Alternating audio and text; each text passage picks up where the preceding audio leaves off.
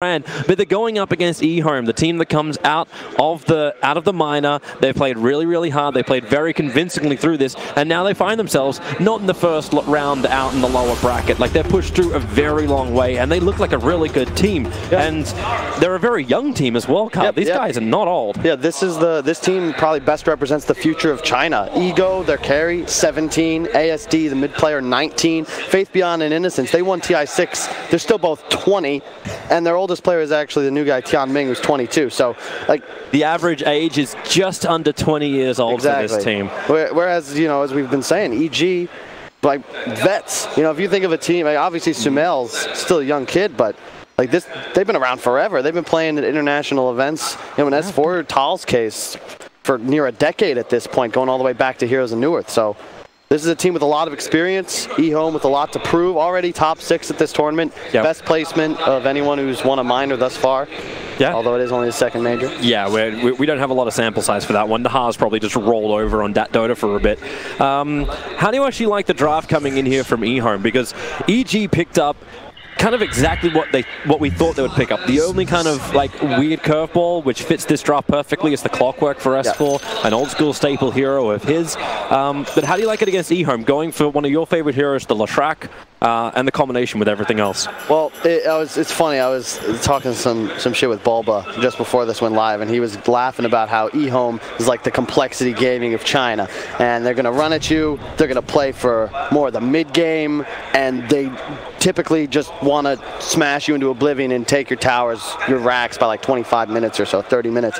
And we're thinking of all these ideas, something maybe a PL, a drought. eHome's just like, nah, we're going to double down, run this no carry setup, and bank on their ability to just take total map dominance around that Tinker. Hey, you say no carry. We've seen a lot of power coming in from the Tinkers. Of course, we have also seen that in combination with Soulbind, but it's the Tinker running the safe lane for Ego, and we've actually got ASD taking the Leshrac towards the mid. So, as most people would predict, the lanes switch up. I mean, I don't know if anyone's predicting a safe lane Tinker coming out, but I love the 22-pick clock from EG. It's incredibly good against the entire eHome draft. They need 4 staff, and that's a big timing for just the way they want to play the game, really. You can't take an engagement against EG if S4 is on point. Yesterday, bit of a rough day. Look for him to have a lot more impact on a hero that, you know, doesn't need as much time as like these Beastmasters and Doom to come online. He'll be level 6, and he's able to kill anyone he wants on the side of eHome. But at the same time, like, you go up against the 3-position Darkseer.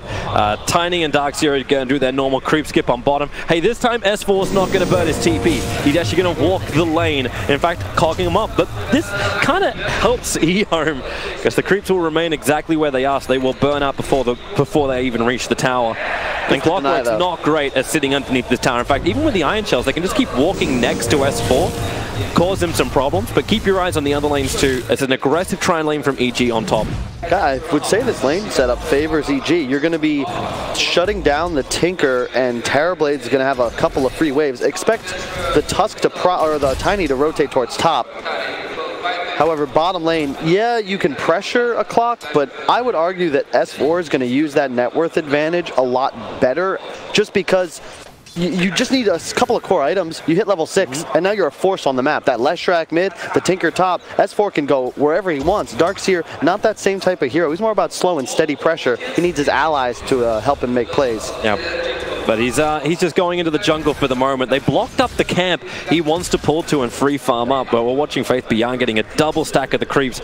Not something he can easily farm by himself, but is giving this 1v1 matchup of Tiny versus the Clockwork, which is another fun matchup. Let's make it a triple stack, because 1 and 2's not enough, but up on top lane, Innocence being forced back through the tree line. He'll go for a return dual breath on Crit and Fly, but Ego, he's still only a level 1 Tinker. Not a lot of burst damage to arrive from him, but Innocence is creating the space against Fly. Yeah, so this is a cool trade. eHome is saying, like, the Tiny stays bottom to prevent S4 from pulling waves to that hard camp, which would slow down, it slows down his acceleration.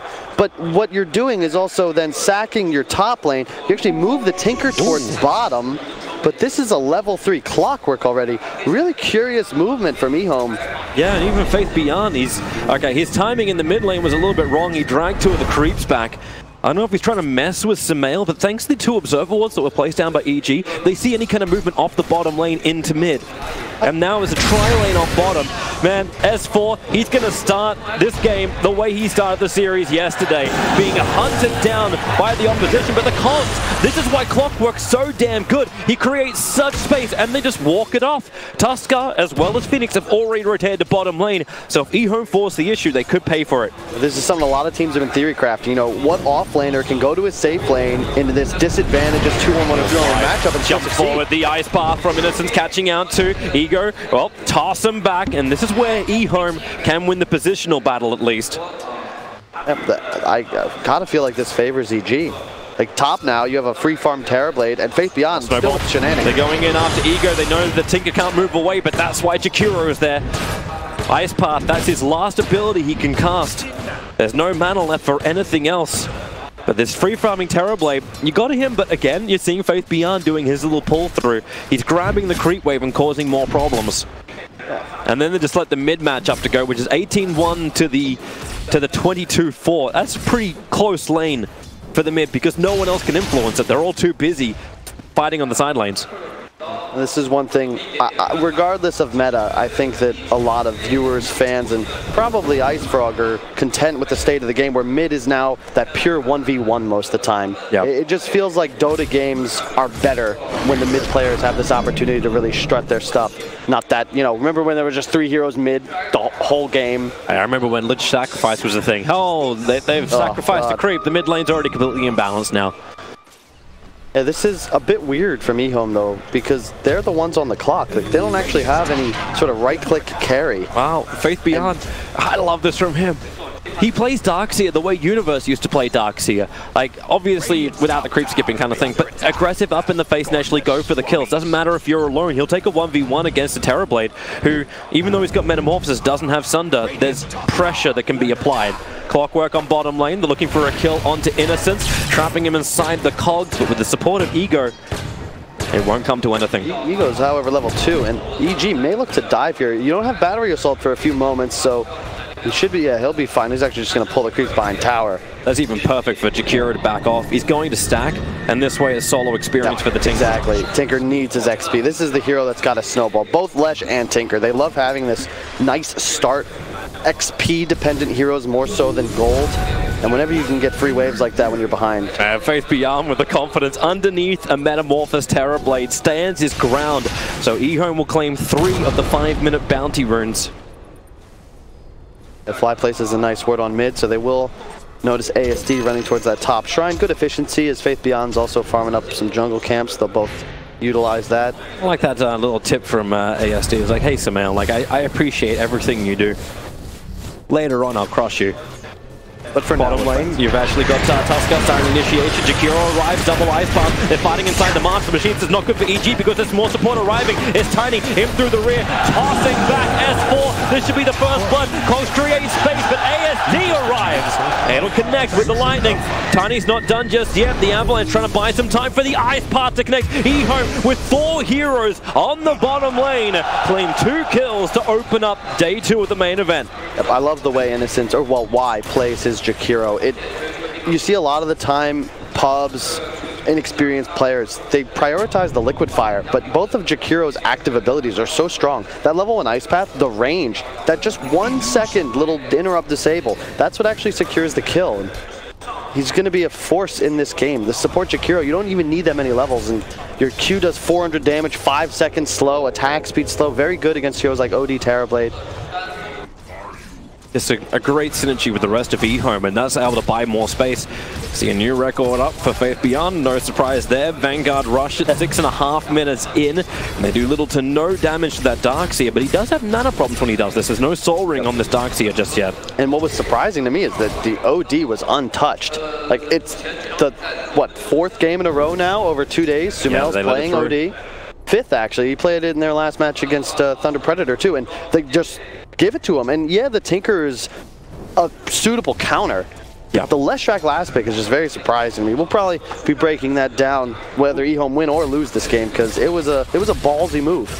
It's the way you look at it, right? It's eHome going, okay, we know what EG is going to pick up. At least we can try and counter against that. The heroes don't have to be obvious, but as long as they got a game plan.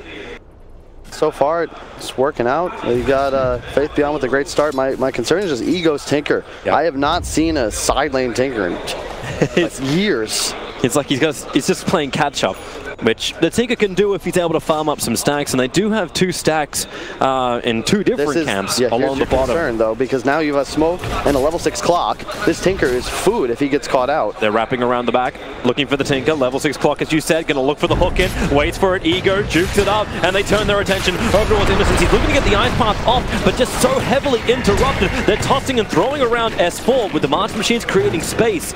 And EG, they got a kill, but it's not the one they wanted, but it still puts them on the board. And that right there is why Clock is such a good hero in this game. Multiple heroes are unable to get any spells off. Jakiro, notably, as you can see, if you're tanking a battery to the face, you cannot cast abilities.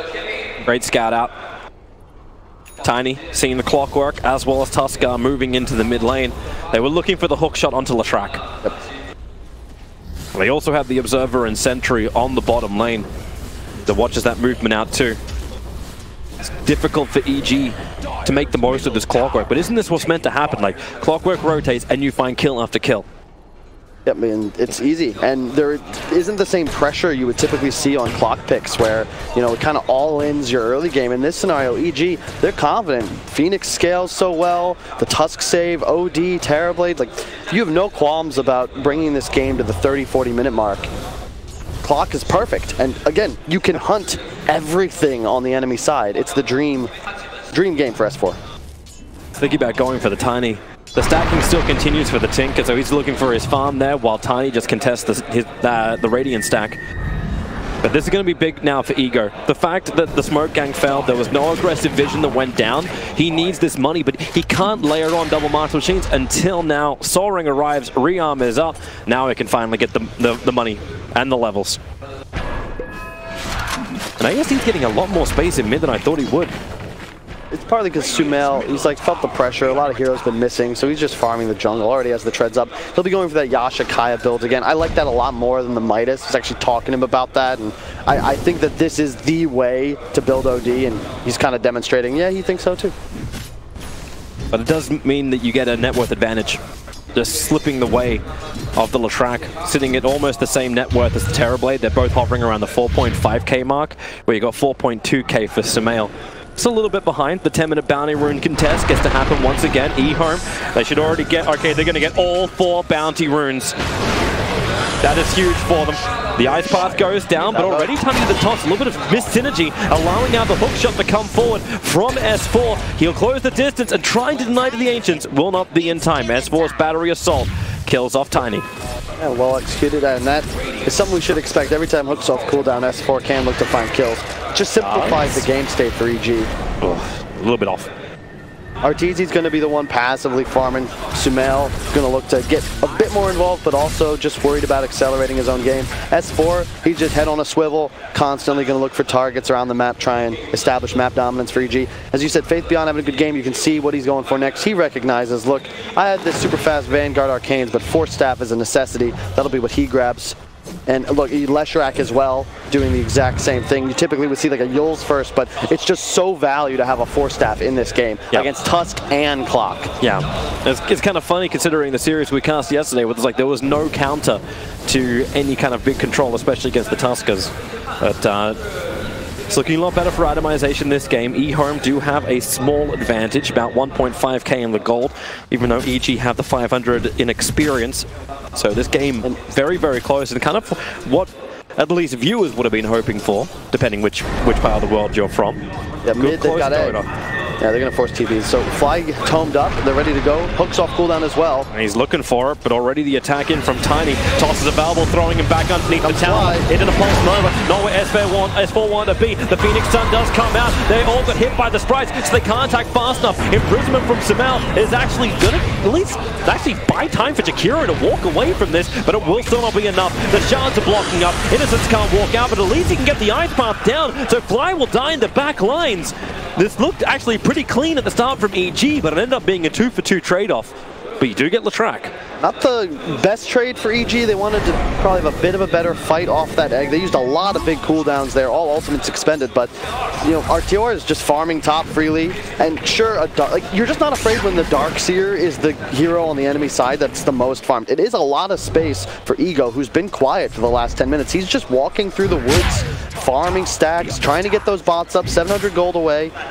But you got to be happy. EG, you know, trades benefit you. You're the team with the Terrorblade OD. You're going to get a point where you have BKB on both your cores, and I look at the side of eHome and think, well, how in the hell are you going to do any damage to either of these guys? Like, Leshrac's sustain kind of comes from the, like, Tinker being able to create space. Is that even the way I want to say that? And we were actually debating as well, like if this is one of those games where Tinker actually builds into an Aghanim set, you get that missed chance to allow Leshrac. Oh, he forced forward. 5 ability is, yep, S4 now will phase boot away. Does show the 4-staff of ASD. Radius middle tower. I'm gonna look to do something here. You have a Darkseer hasting himself forwards. They're looking for S4, but like he's got 4 heroes chasing him. Avalanche will connect. He's got hookshot available. They need to get in front of him, or else he'll just hookshot away to safety, or he can just cog on the high ground. But the back pulls him back down again. Now S4's cogs block him in, but the hookshot, exactly as we were saying. S4 goes up and away. Hashtag you knew it was going to be a hard fight. Yeah. Like, the thing is, even if you kill S4 there, there's no objective pressure. Like, mid is at your own tower. The top wave is now being taken out by ASD, but it's just a low EV move, because the best case scenario is you find 1 kill, but it's 4 heroes chasing him. That actually swings the gold back in EG's favor, because you've got 2 cores just hard farming as S4 leads them on a merry chase. So PTs are up for Ego.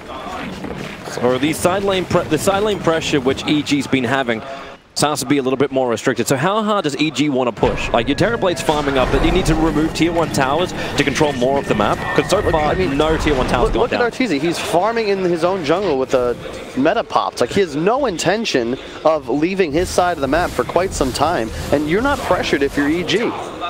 This is really just an easy game to script out. You just don't let eHome crush through your buildings.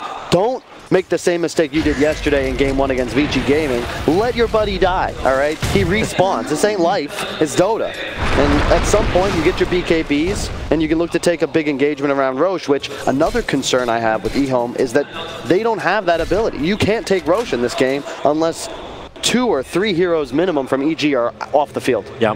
And you're even more right with the BKBs. This is one of these games where if you had the old Huskar, you'd be a very happy man. So much magical damage coming in from eHome that you start to wonder, like, how do they really hit hard once those BKBs arrive?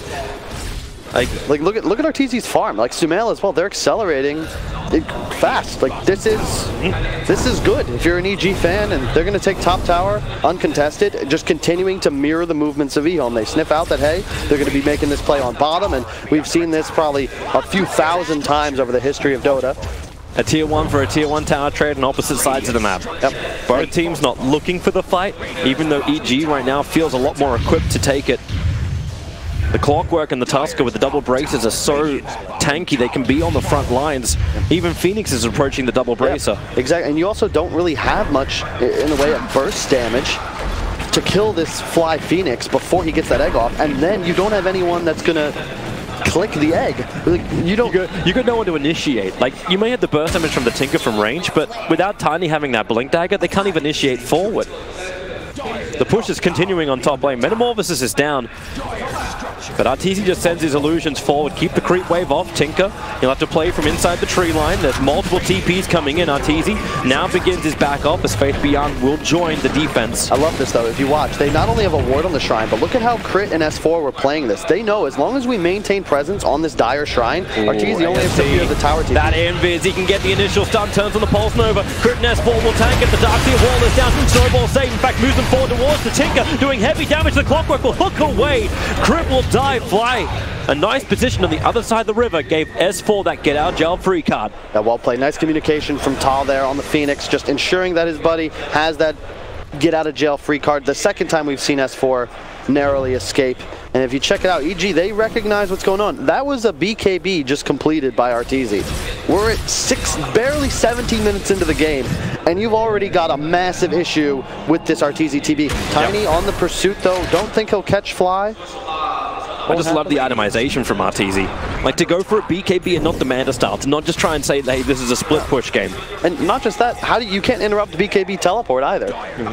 There's no way to stop him from getting off teleport asunder. He's going to be able to save himself. You don't have enough physical damage to kill him before the TP completes. They may look to just give him mid-tower, and they will. But, you know, Arteezy shoving bottom, Sumail clearing the enemy jungle after pushing his creep wave all the way to that top eHome tier 2. You're still cool with this? Yeah? You know, it's an even game, but an even game is not how eHome are looking to close this one out. You've got to get moving fast, and they're at a point where their draft will spike. There's bots up on Tinker. He just finished his blink. Tiny also has a blink. Yep. It's go time, and you could theoretically kill Artur before he pops that BKB, but you've got to be quick and you got to be careful. You are against double save on the side of EG, the Snowball and the Astral. They're seeing Crit just twitching on the other side of the river. Double damage. Pick up, toss him back underneath the ice path. Snowball's down. You kind of got to stay in the ice path to get the sun, but it will happen. Crit back in control. Support is nearby, but it will not be rendered. This is just EG doing as you said. Let him die. Let him die. They're doing great so far. Crit not exactly having the performance we saw in his Earth Spirit yesterday, but this is a different kind of game. He's the space maker. He is a walking ward. He's just trying to ensure that his cores don't feel the pressure that he is tanking. It's actually kind of like a fun build to watch in from ASD with a Leshrac. So he's going in for a Bloodstone. That's some heavy regeneration. Once that Eclipse hits, he can get his life back again pretty quickly. S4 just walks out with a cog. He was looking for divine intervention because that's the only thing that would have saved him at that point. That was a bit of an odd maneuver. Felt like he could pressure the Lesh, but you know there was a Force Staff available too. Didn't expect the +1 from the Tiny, but you know there was no one else showing on the map. Probably thought he had Crit closer. Like Crit was nearby, but Crit's also still looking to farm up. He's actually building for a full pipe, so trying to negate a heavy amount of the damage from eHome. And EG do have to play a calculated game because you are up against a Tinker. He's always going to have an easier time ensuring lanes are shoved. And if you make a couple mistakes, all of a sudden eHome is going to be off map and just pressuring your side without anyone needing to deal with this Terrorblade illusion spam, because you can just throw down one TP from Ego and suddenly the wave's going back towards EG side of the map, which is why I like this warding. You see two defensive wards on their own high grounds up in this top Radiant Shrine area that not only defends Roche, but like you can even see that you have a triangle actually around Roshan and the next objective they expect eHome to go for. I still wonder when someone's going to start to de-ward this Observer Ward from EG. It's not the first time we've seen them place it. Inside the Dire jungle, they just see this deeper camp, and it's a consistent ward for them, but all 3 sentry wards that were planted down from eHome do miss it.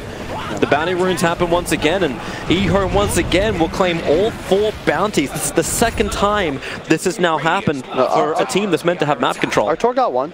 He got 1? Yeah. Okay, so 3. They got 3. They probably could have been a bit more aggressive, but again, you don't know what's going on in the team comms. And if I'm EG, if I'm Bulba, I've looked at this draft and told my team, look guys, don't do anything really stupid, all right? We can do this. They're checking Roshan. eHome are worried about it. Lashrac's pushing in the bottom lane in the meantime. He's getting TP towards the mid because Avalanche, he got the melee creep that was with Clockwork. And EG are looking for the counter initiation. You know, eHome don't want a bar of this. They just got the Bloodstone completed on the Leshrac. Yeah, this is a power spike for eHome. You got to be careful if you're EG. You've got your ults up. You want to take a good fight here, but there's a Crimson Guard mech on the Darkseer. Movement forward, Hawkshot in from S4, cleans up the line by putting the cogs down, but the 4 stars from eHome allow the repositioning. Ego's getting the Master Machines down, the Ice Path and the Macro Pyre, not to mention the Darkseer wall. It's causing problems for Evil Jesus. They want to back up. The BKBs have been expended, and Jakiro is the only one to die, and he buys back, looking for the fight to continue. Here's your jump forward with the Thunder! In from Arteezy combining with the Eclipse and Snowball. All of EG are taking the Uber try all the way to the tier 1 tower, killing off the Jakiro for another dieback. Tiny down as well. Lashrac's fighting the back lines, but he's low on mana. Darkseer is pretty much out of it, so EG turn their attention to that mid tier 1 tower. Huge fight for EG. Massive Sunder for Arteezy. Oh, Leshrac, are you really forcing this? Tinker Rockets are flying in. He's keeping the spam up, but no one's low enough to die. And you can see EG, you got to be careful about these long engagements. When their BKBs are up, they have no fear. As they fade, you can see Faith Beyond chasing, gets a sick back off, and that's that tiny stun. It's one of the easiest spells to BKB because of that quarter-second delay before you're actually incapacitated. And Arteezy just like, oh, casual. I have no more damage taken anymore. Yep. Gets the free Sunder off. You get tier 1 tower mid. Well executed, and that's what EG wants to do. Trade your BKBs and big cooldowns. Get some sort of established pressure on the map. Take the engagement, and then go back to your own side and farm up. And Tynes could be pissed. Yeah. That fight would have been so different if the tossback came on S4. And they use the Leshrac Bloodstone cooldown as well, of course. Bear in mind the change and no longer sacrifice yourself. Yeah, it actually just heals you. But it does cost a ton of mana, which is why it's a strange item to see on Lesh nowadays, because if you use it too early in a fight, often you're going to run out of mana, especially if you do what ASD did, where he actually put that second point into his ultimate early on. Yep. I prefer to keep it level 1 for quite some time because you end up having mana issues, especially, you know, you take a couple OD headshots from the orb, yep. Pop the Bloodstone, all of a sudden you've got maybe 3 spells to cast. Maybe this is also the answer. Like, then again, Sumail, he's now going in for the Kaya. We're not seeing the amplification just yet, but it's the effect of this Andy's Eclipse. You get hit so hard from this, how's Leshrac meant to stand on the front lines if he doesn't have that life?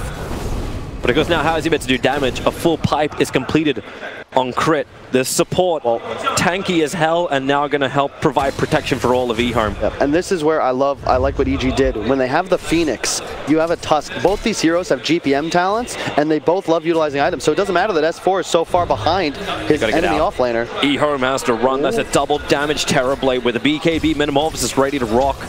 The DD is wearing off, and Faith Beyond's the only one giving the fight potential, but eHome, they smoke up themselves. Tinker's nearby, his Kaya is ready, and maybe now. Oh, EG. There's the smoke break. They know they're up the hill. Ice Path, it doesn't do anything. The BKBs come up from EG way too quickly, and eHome have to go on a full retreat. Double BKBs. This has to be more of a fight, but inside the Master Machine's not where they want to be. The Supernova is down, so Fly will be able to survive. He was low on life. He had no other choice but a big ultimate being dropped. The double BKBs down. They wanted to go for Roshan. EG may have to think twice about it. In fact, eHome even smoke. They want to keep this going. This Tinker is powerful. He's got a Kaya. He went for the Spell Amp talent. He's going Ags next. This is the full DPS AoE Tinker build. They're running top. Arteezy in trouble. He's too far away. He doesn't have BKB available. He can't even TP out this if he wanted to. Up through the trees. The Tinker needs to keep the vision up. Sunder gives him the life. Oh, the damage! Ego's gonna die! Arteezy, he does have options. Support's coming in from Tusker. How long can he live through this? 17-1 charges, not long enough. Into the trees. The Pulse Nova will bring him down. So ASD finds the kill. Ice Path gonna miss. Same with the dual breath. So Crit will be able to walk off any kind of aggression. Love the pipe from Crit as well. This time EG is going to collect 3 bounty runes. Suddenly they seem to be much stronger. I cannot believe our Torp actually found that kill on Ego. That's the big timing for eHome, is that Ag Scepter on the Tinker. All of a sudden, 4 rockets, lasers bouncing through everyone. It's like Ego didn't believe that Artur would come out of the tree line and try and run out that way, so he's just got caught flat-footed for a Tinker. That's death. Hey, really good heads-up play by Artur. He was getting a lot of flack from the community yesterday, although they give that to pretty much everyone. And he recognizes laser on cooldown. He popped that to try and DPS me down. He finds the aggro Sunder and just chases to find the kill. Bottom lane, the setup's there. Avalanche forward, S4 tossed up. They have the damage with the stun control, and they body block him out, so there's no hook shot available to get away to safety. The creep wave was coming in, but it still would have been a pretty hard one. So another good pickup from eHome. Buys the space. The game is still in no one's favor. It's 1,000 gold and experience close together. And eHome, you can see the way they're itemizing and how they want to play this game. They already have 2 Force Staffs. You've got bots now on the Leshrac. A blink on Faith Beyond. It's all about pace. They want to just sweep the map constantly. Tinker can deal with lanes. The other 4 heroes constantly looking for fights. Pop those BKBs from EG, work them down to 5 seconds, and then the amount of time they need to stall the engagements is going to decrease as this game continues. Can someone deward this Observer Ward finally? Like, in Dire Jungle, they continuously replace it. Doesn't block the camps, but it watches when Tinker is farming up. and I like this from Crit. Just he has the pipe. S4 going for the Vlads into Blade Mail. Blade Mail very effective against Tinker because it makes it Crit. It's hit or miss whether you can rearm into immediate blink if a Blade Mail target is standing in your Marcher machines, because you're constantly bombarded with those tiny ticks of damage. True. Just liking the way Crit played that with a little bit of extra information. He walks down the river and not just straight down the lane and into the Dire vision. Able to avoid the EG gank. Avoid the E-Home gank.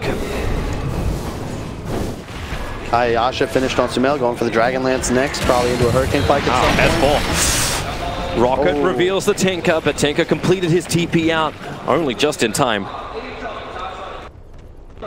S4, and you can even see, look at Fly, he's doubled down. He bought a Midas. I think he finished that like post 20 minutes, but you just don't care, because if you're EG, you know, like, it's so much easier to kill a Tinker than it is for your enemy to kill your Terrorblade. Just the way this game functions. E-Home, you have a couple Force Staff, sure, but there's no hard save like an Astral, like a Snowball. Yep. And it's S4, like, you can't itemize against this. If he finds the Tinker, he's in trouble and isolated. That's the real target for EG. Baleshrak as well of ASD. Going to start dealing some heavy damage. Expect him to get that level 20 Pulse Nova damage talent. Already 3 points in his ult. He'll start doing 230 a tick once he skills that up. He's going to be going for BKB next. Butterfly finished on Artor, so he's just going to accelerate even faster. Roche eventually will become an objective here, but it's so difficult for either team to fight the enemy in the pit if they're grouped up in a choke point. Yep. So wait for a more considerable advantage, a numbers advantage specifically, if you're EG. It's just side lane pressure. Tier 2 for Tier 2 tower. S4 is trying to keep the Tinker on his toes, always that Clockwork rocket out. This is the primary reason why the Clockwork was the 5th pick from EG. They needed a catch against the Tinker. But how many times have we also seen this? Tiny sitting on the bottom lane, just mopping up the creep waves, always adding side lane pressure. Faith Beyond's taking care of the mid. And eventually EG will want to come high ground, but up against a Tinker, even like Tinker and Lightning, it's so difficult to do, and right now it's E-Home who's winning the Tier 3 damage battle. Yep. And you can see the difference in just concept. EG running more of a obviously a 2-core lineup, 2-3. E-Home with 3 cores, and then, you know, a 4 and a very poor 5. Both supports of EG, thanks to the Midas, the GPM talents, they're going to scale. So sure, S4, like, his net worth has been pretty static, but he's got his core items up. He has no problem with rich supports in a game like this. And it's more space for the Sumail and Arteezy dual core.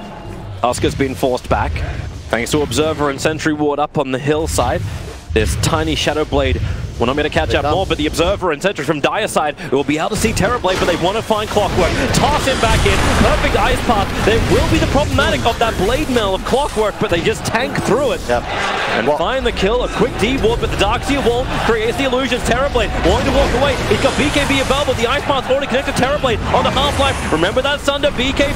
They need to burst him down, and now he'll BKB, looking for a Sunder target. It's going to be the Darkseer, Faith Beyond. The support is moving in. Tinker TPing to the Shrine. These BKBs, they're wearing out quickly because they bought them so early. They're force-stopping forward. They still want the Terrorblade. No Sunder, no BKB. Tiny, toss him up in the air. The ice path won't connect, but maybe with Leshrac in the middle of the fight, defensive imprisonment is doing the work, and Tusker could create space in the back line. He's got the space created and the shard block up. They will not want to force it any further. Tiny dies, and you manage to keep Arteezy alive on the whole of E-Home, chasing him to kill him. What objective they had. That was a confident move by Arteezy. He pops the BKB and doesn't teleport out immediately as he could have. Instead, choosing to trust his teammate. Sumail coming through with the clutch Astral just before the left stun connected, and that's the issue. Once you're Astral defensively, and then the egg is on top, if you're E-Home, it's indefensible. You cannot continue trying to assault EG's backlines because they're just too powerful. The turnaround potential of a Tusk and a Clock catching you off guard, like,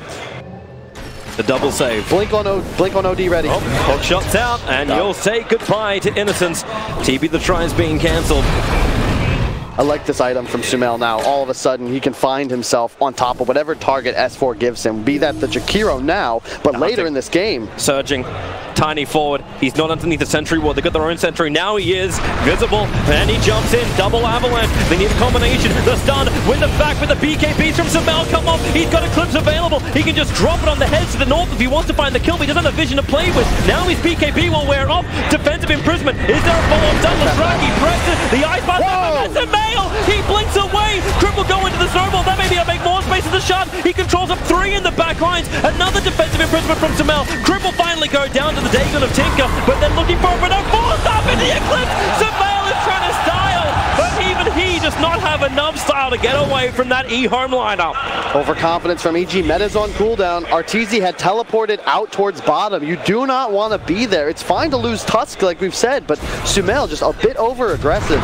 They're going again. Avalanche in. Arteezy, now the target in mid. They want him to burn this BKB again. He can send a life on Tiny, but it's not a lot of life. He gets back again. The ice path will miss. Not to mention the split out, but his BKB. He turns around, looking for the kill on Lastraki. Underneath the Supernova, he feels more confident. S4 as well, but they don't have a lot of life. The dump from the Supernova will connect over on the high ground, but with the Avalanche behind the line, they still need to keep moving north. It's just not possible. eHome, they're sliding all over EG, and EG is slippery as hell, all down into the grave. 5 heroes die, Crit respawns quickly, but eHome, they are getting the fights they've always dreamed of. Arteezy's gotta be spamming illusions towards mid. I understand you don't want to allow these lanes to head towards your structures, but like you've got 2 heroes dead. There's no reason EG should be taking that fight aggressively. Like, saving Arteezy is the goal. Even if he's got a BKB run away, so be it. It's already down to 6 seconds. Like, Crip, he's walking in. He thought he can go for some shenanigans, but the Observer and Sentry is up. Tiny keeps him occupied as Roshan will go down, but you know support wants to jump over. In fact, it's going to be Crit starting up the unit counter initiation onto Tiny, giving Sumail some intel buff up. So Tiny will throw away his life to create the space for eHome to get the Aegis of the Immortal. And that is in the hands of the Lastraki. A 20 Bloodstone charge now, Lastraki. Yeah. It goes back to this concept that we've seen abused by many of the top teams in this tournament. Which draft scales more to deal building damage? And that's what eHome is working against. You're playing great. They're playing better than EG right now, but they don't have the ability to punish mistakes like EG does. If EG takes 1 fight and the Terrorblade's alive, Tinker's dead, that's a Rax, maybe even 2. eHome, you win this huge fight, you wipe your enemy, and you get just the Roshan. And even that was a little close, because you got to back up immediately. You don't have the time anymore to look and establish any map control, just because you don't have that raw physical damage, and nobody's going to be scaling to do that. It's like all you really have is Edict. That's it. Like Diabolic Edict from the Lastraki, and you do have you have Tiny with Tree. They are pretty damn good at bringing down buildings. Crit under the Invis rune. Sentry ward is there. They back it back in, and that is one very dead Tuskar. Dead for 50 seconds. eHome with an Aegis the Immortal behind them. Maybe they feel confident enough to force down some lanes. Go down mid. Actually use that Diabolic Edict. Yeah. The OD blink after Astral we just saw abused by Sumail there. I believe that was because the Ice Path had not formed yet. You have 2 ways on eHome to prevent that. They're like, I don't know how to explain, but like frame canceling stuns like Mirana Arrow. If you spawn in the arrow, you're stunned. You cannot blink away. The same way it functions with Vacuum if you just come out into it. And I believe Ice Path, although I know you can BKB coming down from a Yules into an Ice Path. I don't believe you can blink, but I imagine we'll probably see that interaction soon. Just as an educational thread, everyone, how does Ice Path interact with every single stun that's available in the game? It's not like there's any rules for this, okay? Like, it's just Ice Frog. Like, hey, this is how it works. And he'll change it. It's just like, yeah, in Omni Slash you can TP out now. Yeah, that's that. It's just Dota, everyone. It's just Dota. In the words of Lacoste, can I get some frogs in chat? He loves that. Level 18 on the Phoenix now, so he's got that maxed out egg, and I don't think eHome can reliably target it. I expect Fly to at some point. He's actually going for a Radiance. I mean, this man is wealthy. By pretty soon, S4 is going to find himself in the Zai location where he's just the cheapest player on his team. Is eHome really reading this? They got a Tinker ward down. EG is preparing a gank. They pinged out Arteezy. They know he's not here. The rock comes out, and they need to get the Avalanche through the tree lines. Clockwork should be okay. The tree toss will not be able to reach him, but underneath the Observer ward, that as well. I guess S4 can have a very good vision of his own death. EG's gem timing is going to be critical because right now they're consistently playing under wards placed by eHome. You don't want to grab it too early because then you might potentially lose it, and then all of a sudden eHome's massive lane shove and pickoff potential. Doubling forward, looking for the kill on Arteezy, but Arteezy only to walk a little bit further forward. Avalanche toss, something needs to save ASD. The Aegis Immortal will break. Arteezy still in his BKB as well as the Sunder. There's going to be a hard fight for eHome to take, though inside the Darkseer wall and the Macropie. Maybe they have the damage. Perfect. Phoenix Sun is out. eHome must retreat. Tuskar will fall. eHome do get out of range of the Phoenix Sun, and you've got Leshrac on the run, banished up. He triggered the Bloodstone, so he already got his life back up again, but the Tinker, the laser hits, the Sun Ray will burn through. Leshrac goes down. Tiny will join him too. Fly is going to do so much work. He'll get the kill on Tiny in the back lines, while Jakiro dies in the front. Fly with a double kill. That fight's not a favorable location for eHome. You want to be around creep waves or structures. You have a Tinker on your side, and the nearest wave was a full 2 blinks of distance away before you could even start getting rockets off reliably. Like, just well played by EG. This is how they win fights. You can't kill Arteezy reliably anymore. He's got a Satanic. You mentioned 2,500 right? HP. Like, if eHome really is the complexity of China, it's the mid-game run at you. They took the fight up on top. There was a ward inside the Radiant jungle, and that's why you saw Leshrac just TP to mid, Nova down the wave, and then jumped into the jungle. They want to kill off Arteezy. 1 kill isn't enough for them. They want to find more. As Fly, well, wants to stay alive as well. Ego begins his TP out. But Fly, you know that Radiance you were talking about? The Relic's coming out in the Courier. Oh, look at mid lane. And even look towards mid. Darkseer, BKB's available. He can survive through this. He'll BKB inside the cogs. Tinker needs to make the most out of this. Can he actually laser and buy some time? And no, the shards, Darkseer, Arteezy. He's uncertain if he wants to take the fight. He was blocked out. The tree prevented him from actually entering the Ice Shard. May have been able to finish Faith Beyond. The Force wasn't on cooldown. But he does have Greaves, pretty tanky. And you look at this, all of a sudden EG is a 4K gold lead. It went from minus like 2K, 6K swing. They've cleared out the towers, and this is how you want to beat a Tinker. You keep him in his base. You remove his structures and his ability to play the map. And now, camping creep waves, you can find kills, and all of a sudden it's a lot scarier for Ego to venture out on the map alone. Especially now you see OD with the Scythe available. You'll have the Hex. It's the amplification with the intel. That's 178 int on the OD, which all goes to buffing up the Eclipse. Thanks to the Tinker Observer Ward that's down. Arteezy knows exactly where Tiny's walking, but eHome, they're running up behind. They want to be involved in this fight. The Lightning Storm will bounce the Tinker Ward. He's already the Tinker Ward. He'll bounce a little bit further up. He's out of vision. Just lay the rocket spam forward, and maybe they have enough control, but no! There goes your Eclipse. Faith Beyond's BKB will protect him so he can surge himself away underneath the Phoenix Sun. But on the other side, Clockwork dying to Leshrac. The blink forward from ASD gives him a double kill, but you know Sumail once more. 28 intel stolen. He hit so hard. Make it 32. Eclipse, he'll have his way to jump back out to Ego. A quick blink. Faith Beyond. He's running back as Arteezy chases him as well. ASD will finally go down. That was a certainty. Artur has done a great job thus far of avoiding the VAC wall. Even if you're BKB'd, you will spawn a wall illusion, and that solves a lot of eHome's physical damage problems if all of a sudden they have a Terrorblade of their own, dealing almost 100% damage. You don't get certain item bonuses. But, man, like, this feels like just an easy game for EG, similar to Vici in their last series, where Vici Gaming just drafted themselves into a hole. They put themselves on a clock in that decisive Game 3, and even though, like, I don't even know if EG feels like they outplayed Vici. They were just in a position where they had a much cleaner draft, and it was far easier to execute. eHome, they put themselves on a clock. They are up against the clock, and it's not working out too well. I get that, but at the same time, I feel like eHome's team fight, it still has a lot of bite to it. And their counter push that can come from inside the base is also quite good. So does EG continue to find these fights outside the base?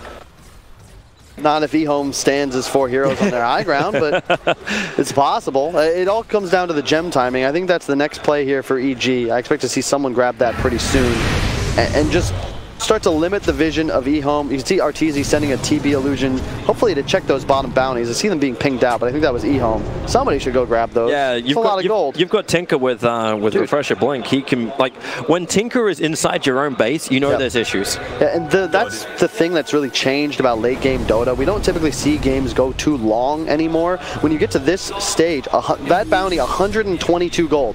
EG's advantage, like, they just went up so like 2,200 off those 4 bounties they collected. You don't really need to do anything. Like, look at it, from 5 to 10 in a couple of minutes, and a lot of it's just those bounties. A product of establishing map control, keeping eHome in their base is you don't really need to do anything. Just keep grabbing the runes, kill the next Roche, and your advantage at some point is going to be insurmountable. They're looking for a toss-back target. Tiny is trying to find one. Faith Beyond blinks forward, but this can definitely reveal the fact that Vision is on the hill. And they're pinging it out. We need a sentry ward to the front lines. And hey, look, Phoenix. I think he's got a little bit of cash, Kyle. Just a little.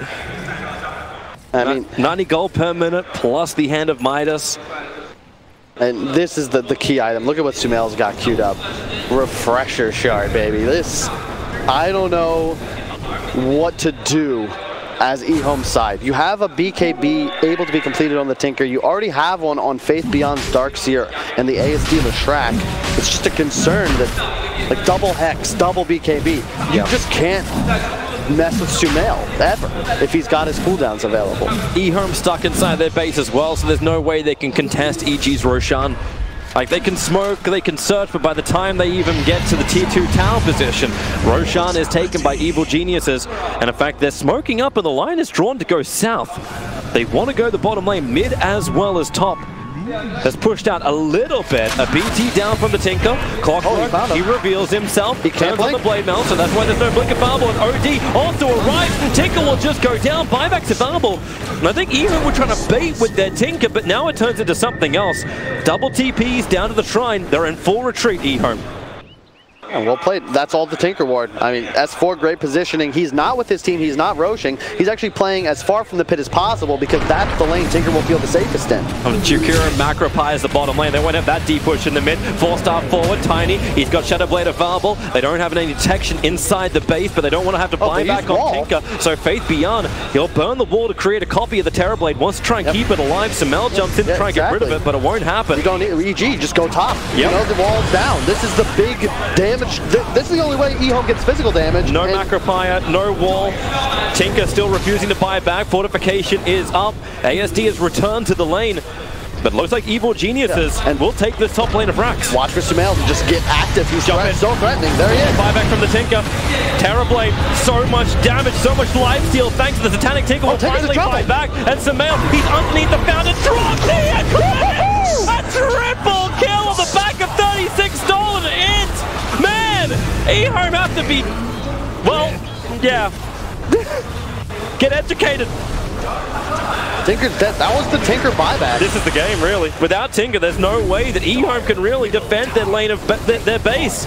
What I said, one fight, one kill. Tinker's dead. Oh, well, easy win. Just like Powerball, one fight can change it all for you. Even Refresher will be purchased up by Terrorblade. They got the Hex out. They damage onto Jakiro. Sumail hits like a truck, 40 stolen intelligence. They're trying to get the counter kill into him. Sumail is low, but he will be able to survive. And in fact, they go in even deeper. Sumail actually got the Sundered line out from the Terrorblade, and that's who ASD is chasing down. He's forgotten the rest of his team. He's chasing after the Terrorblade, but it won't happen. Hook shot avoided. ASD, he's buying time, but I'm not quite certain time for what. Look at where Sumail is. He's in the base, casually just hurricane fighting. Just killing everybody. Oh, he buys the Refresher. Oh, yeah. He bought it. He actually bought it before he must have sold it and repurchased it with the Eclipse. He gets one more kill into Faith Beyond. Leshrac is still battling as much as he can over towards the Shrine to get some mana back so he can try and battle against Crypt, but won't. He'll blink down instead. The Tinker's still dead for 37 seconds. They can't take full megas. The tier 2 tower is alive on bottom. So they have a little bit of time. ASD will now just, with the bounty room pickup, he needs more creep before he can afford his sustain through the Octarine. Now we can get it. Oh man, it feels like it was an EG game. Easy EG game. Nothing even changed, you know. Bulba is just like Ash going up against the Elite Four of China. You win this one, probably go up against LGD if they're able to beat Fnatic. And he's just like, you know, why would I change out my Pokemon? OD, Terrorblade, these work for me. I'm gonna keep it going. EG seems super effective. But eHome, they are fighting. They are not giving up. Just like Ash, you keep losing a whole bunch of tournaments, but you still keep turning up. Hey, don't worry, it's the heart of the Pokemon. Wait, hang on, I'm getting crossover. I mean, they definitely have the record for most top 3s at an event for probably over the last, you know, half decade or so. don't have, just there's a lot of good Dota to be played, all right? Even the ones that don't make the land still have a lot of talent. Hey, they have the power to fight. ASD's finally having some sustain. They took a long time to try and even bring him down. Even then, EG failed. But because EG went for objective-based gaming. Sumail was in the base. Okay, yeah. His Aegis popped 200 units from when he would have been in the Fountain's attack range. They're smoking. They're coming for a fight.